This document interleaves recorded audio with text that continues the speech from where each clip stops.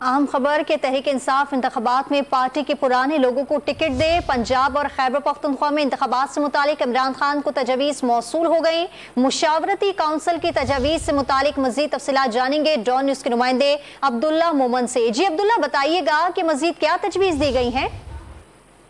बिल्कुल, पंजाब और खैबर पख्तूनख्वा में पीटीआई की टिकटों के तकसीम के मामले पर चेयरमैन एडवाइजरी काउंसिल के सरबराह हामिद खान ने टिकटों के तकसीम के हवाले से रिपोर्ट पाकिस्तान तहरीक इंसाफ के चेयरमैन इमरान खान को पेश कर दी।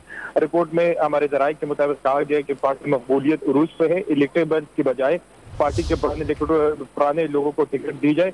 हमारे जराये के मुताबिक रिपोर्ट में कहा गया बार बार सियासी वफादारियां तब्दील करने वाले रहनुमाओं को पार्टी टिकट ना दिया जाए, जबकि इसके साथ साथ नेब और दीगर जो करप्शन के केसेस में मुलव्वस रहनुमा है, इस पर इल्जामात है करप्शन के, उसको भी टिकट देने से गुरेज किया जाए। एडवाइजरी काउंसिल ने नौजवान क़यादत को सामने लाने की सिफारिश कर दी है।